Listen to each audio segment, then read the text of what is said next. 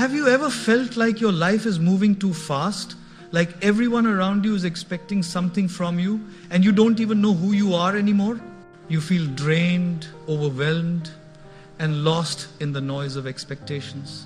What if I told you that sometimes the most powerful thing you can do is to step back, disappear for a while, and allow yourself to rebuild from the inside out?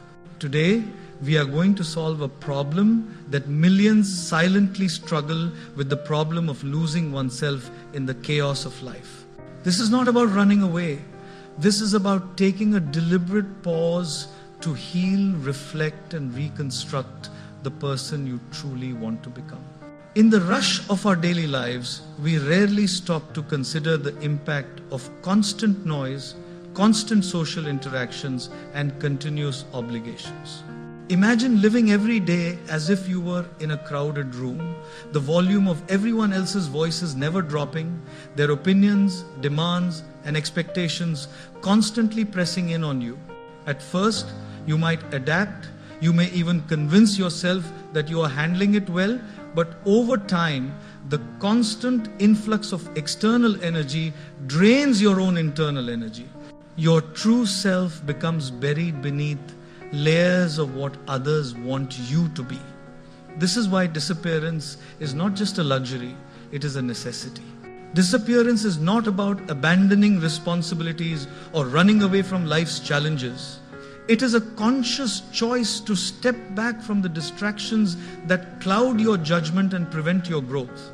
It is like a gardener who stops tending to the weeds for a while to focus on nourishing the soil.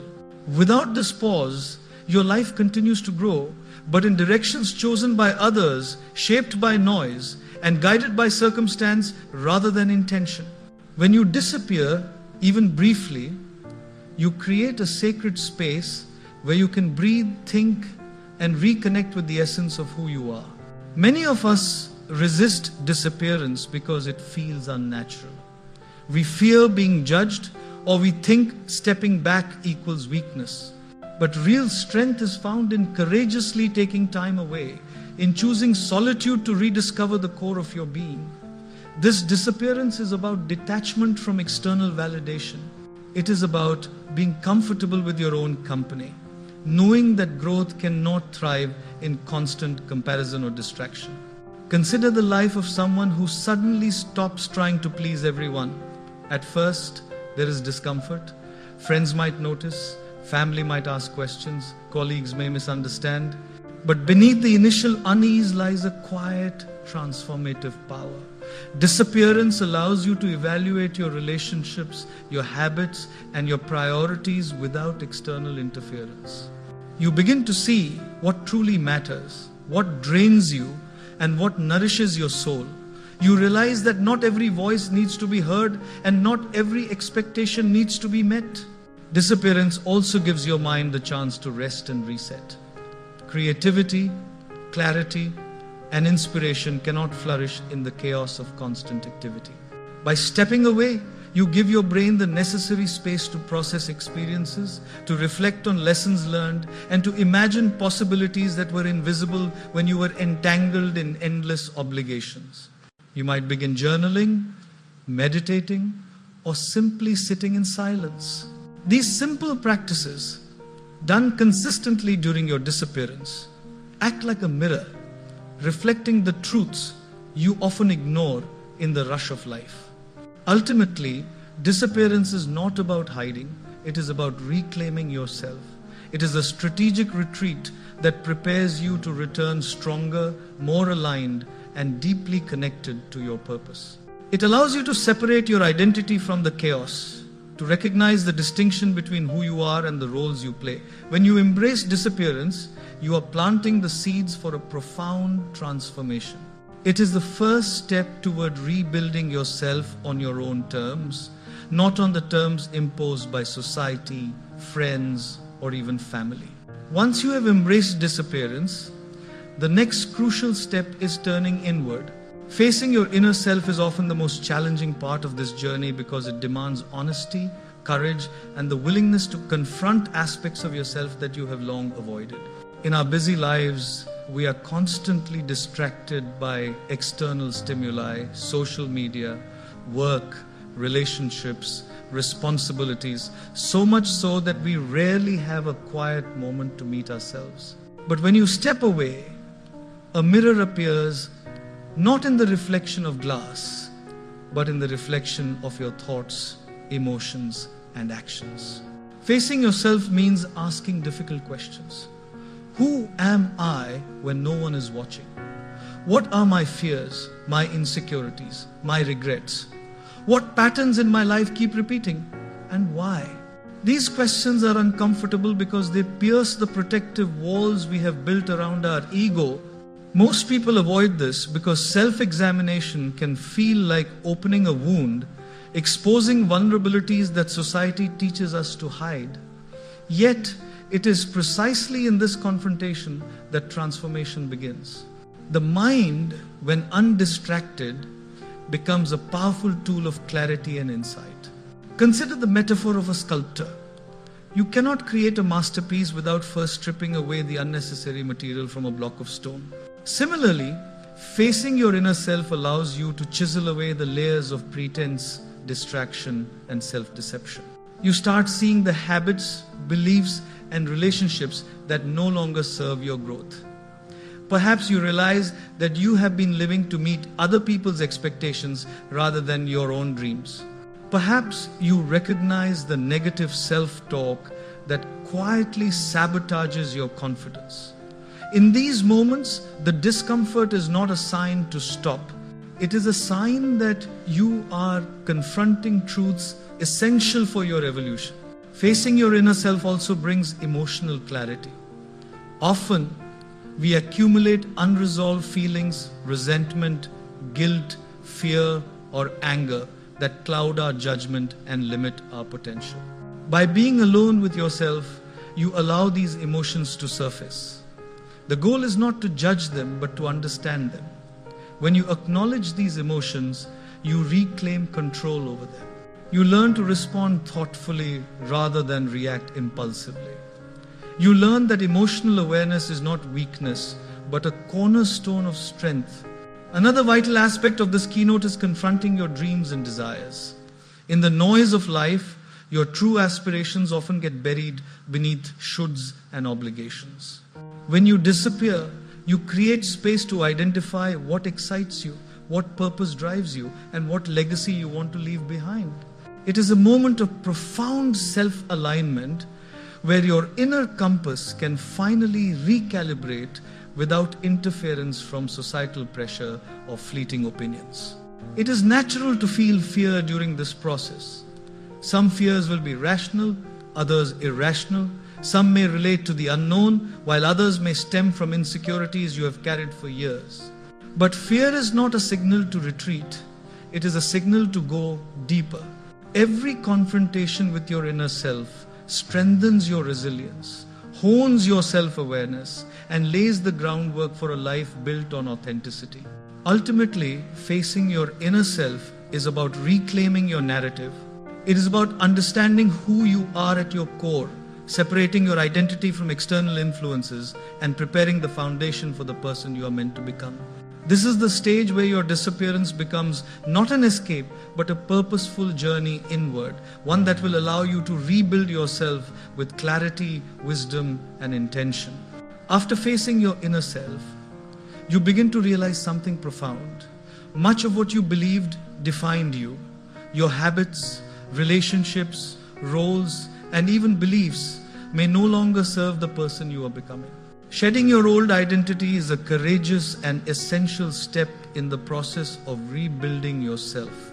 It is not about erasing your past entirely, but about releasing attachments that keep you stuck, patterns that limit your growth, and identities imposed by circumstances, people, or society. Our identities are often formed unconsciously.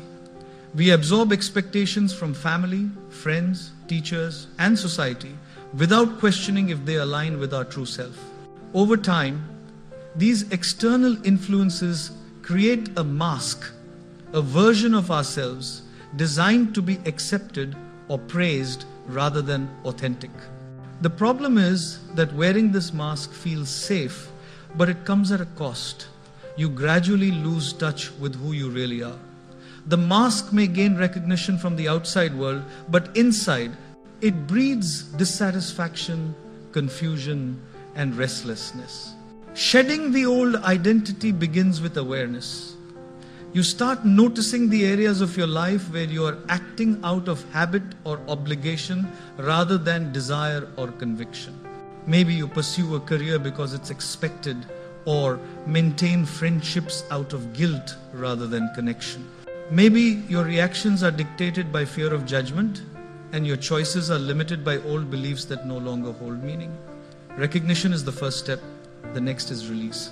Releasing the old identity is often uncomfortable because it challenges the very foundation of what you have known yourself to be. It may feel like losing a part of yourself, and in many ways it is, but it is a shedding of the unnecessary, not the essence. Think of a snake shedding its skin. For a brief moment, the process feels raw and vulnerable, yet it is necessary for growth, strength, and freedom. Similarly, when you let go of what no longer serves you, you create space for a renewed, authentic version of yourself to emerge.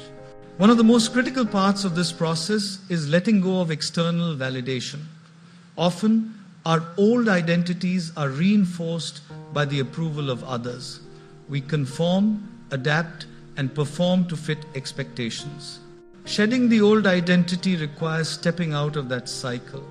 It means being comfortable with discomfort, with others questioning your choices, with society misunderstanding your intentions. True liberation comes when your sense of worth is no longer tethered to anyone's approval. Shedding the old identity also involves re-evaluating relationships. Some connections, however familiar, may be holding you back. They may drain your energy or reinforce outdated patterns. Releasing these relationships does not mean harboring resentment. It means prioritizing your growth and aligning yourself with people who support your evolution. This may be difficult, but it is a necessary part of rebuilding a life that reflects your true self. Finally, shedding the old identity requires patience and persistence. Change does not happen overnight. You may find yourself slipping back into old habits or identities. This is natural. What matters is the conscious effort to return to your path of authenticity, to consistently choose actions and thoughts that reflect your renewed self. Each time you shed a layer of the old identity, you step closer to the person you are, meant to become a person defined not by expectations, but by purpose, clarity, and inner alignment. By consciously releasing the old self, you prepare the foundation for a life of intention and meaning. You learn that growth is not about adding more to yourself, but about removing what is unnecessary, allowing your authentic essence to shine through, and making room for the transformation that lies ahead. After disappearance, introspection, and shedding your old identity, the final and most transformative stage is rebuilding yourself with intention, clarity, and purpose. This is the stage where all the silence, reflection, and release culminate into creation. Rebuilding is not merely about returning to your old life with a few changes. It is about consciously designing the life, mindset, and self that you truly desire. The process begins with vision. You need to know not just who you want to become, but also the values, habits, and attitudes that will define your renewed self. Take the time to imagine the life you want, free from limitations imposed by fear, judgment, or expectation. Picture your daily routines, the relationships you nurture, the work you engage in, and the mindset you carry. This vision becomes the blueprint for your reconstruction. Without it, you risk rebuilding in a way that replicates old patterns or drifts aimlessly. Rebuilding with purpose requires deliberate action. Every small choice becomes a brick in the foundation of your new self. It might be adopting a daily habit of reflection, cultivating patience, learning new skills, or embracing healthier routines. These actions may seem minor, but their consistency compounds over time, reshaping your character, mindset, and life. True rebuilding is never accidental. It is intentional, persistent, and aligned with the vision you have created during your period of reflection. Equally important is the mindset shift that occurs during this stage. You begin to see yourself as an architect of your own life rather than a passive participant. You recognize that while the past shapes you, it does not define you. Every experience, including failures and setbacks, becomes a lesson, a tool, and a stepping stone rather than a burden. This mindset is essential because it transforms challenges into opportunities and fear into fuel for growth. Rebuilding also involves redefining relationships. You now have clarity about which connections uplift, support, and inspire you versus those that drain or distract you. Purposeful rebuilding encourages surrounding yourself with people who resonate with your values and vision, creating an environment that nurtures growth rather than stifles it. It is not about isolation, it is about alignment, choosing relationships that reflect and amplify the person you're becoming. Another critical aspect is embracing self-compassion. During rebuilding, there will be moments of doubt, setbacks, and emotional turbulence. Recognize that growth is rarely linear. Be patient with yourself, honor your progress, and treat every stumble as a lesson rather than failure. The act of self-compassion strengthens resilience, encourages persistence, and ensures that your reconstruction is sustainable rather than fleeting. Finally, rebuilding with purpose is about integration. It is about taking the insights, clarity, and self-awareness gained during disappearance and introspection